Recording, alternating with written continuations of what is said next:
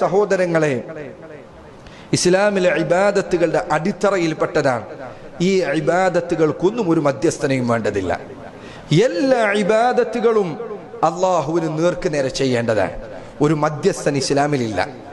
ഒരു പൗരോഹിത്യത്തിന് ഇസ്ലാമിൽ യാതൊരു വകുപ്പുമില്ല. നേർക്ക് നേരെ റബ്ബിനെ വിളിച്ച് ദുആ ചെയ്യുക. റബ്ബന അല്ലാഹുമ്മ യാ ഹയ്യു യാ ഖയ്യൂം, അള്ളാഹു നിനക്ക് പുറത്തു നൽകണമെങ്കിൽ നീ ഒരാളോടും ചോദിക്കേണ്ടതില്ല, ഒരാളോട് കുമ്പസാരം നടത്തേണ്ടതില്ല. നിന്റെ റബ്ബുമായുള്ള നിന്റെ ബന്ധം, നിനക്കും അവനും ഇടയിൽ ഇബാദത്തുകളുടെ കാര്യത്തിൽ ഒരു മധ്യസ്ഥന് നിനക്ക് ആവശ്യമില്ല. ഇസ്ലാമിൽ അത് പഠിപ്പിക്കപ്പെട്ടിട്ടില്ല. ആ കാര്യം എപ്പോഴും ശ്രദ്ധിക്കേണ്ടതാണ്.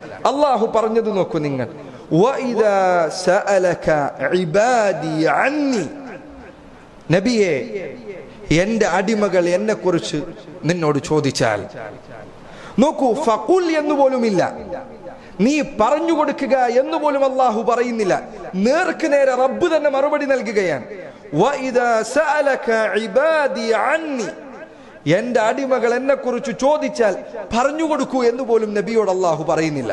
ഫഇന്നി ഖരീബ്, ഞാൻ അവർക്ക് സമീപസ്ഥനാണ്, ഞാൻ അവർക്ക് ഏറ്റവും അടുത്തുള്ളവനാണ്. അവരുടെ വാക്കുകൾ ഞാൻ കേൾക്കുന്നു, അവരുടെ പ്രവർത്തനങ്ങൾ ഞാൻ കണ്ടുകൊണ്ടിരിക്കുന്നു. അവർ ദുആ ചെയ്താൽ ഉത്തരം നൽകാൻ ഞാൻ തയ്യാറായിരിക്കുന്നു. അവർ പാപമോചനം തേടിയാൽ പുറത്തു കൊടുക്കാൻ ഞാൻ തയ്യാറായിരിക്കുന്നു. അതാണ് ഖരീബ് എന്നതിന്റെ അർത്ഥം. وَإِذَا سَأَلَكَ عِبَادِي عَنِّي فَإِنِّي قَرِيبٌ أُجِيبُ دَعْوَةَ الدَّاعِ إِذَا دَعَانِ, ഏതൊരാൾ വിളിച്ചു പ്രാർത്ഥിച്ചാലും അവന്റെ പ്രാർത്ഥനയ്ക്ക് ഞാൻ ഉത്തരം നൽകും. റബ്ബിന്റെ വാക്കാണത്. ഒരു മധ്യസ്ഥനെയും വേണ്ടതില്ല, ഒരാളും നിനക്ക് ഇടയിൽ ഉണ്ടാകേണ്ടതില്ല. സഹോദരങ്ങളെ, അങ്ങനെ ഇടയിൽ മധ്യസ്ഥന്മാരെ വേണമെന്ന് പറയുന്നവർ തനിച്ച ശിർക്കൻ വാദമാണ് ജനങ്ങളെ പഠിപ്പിച്ചുകൊണ്ടിരിക്കുന്നത് എന്ന കാര്യം നിങ്ങൾ എപ്പോഴും ശ്രദ്ധിക്കണം.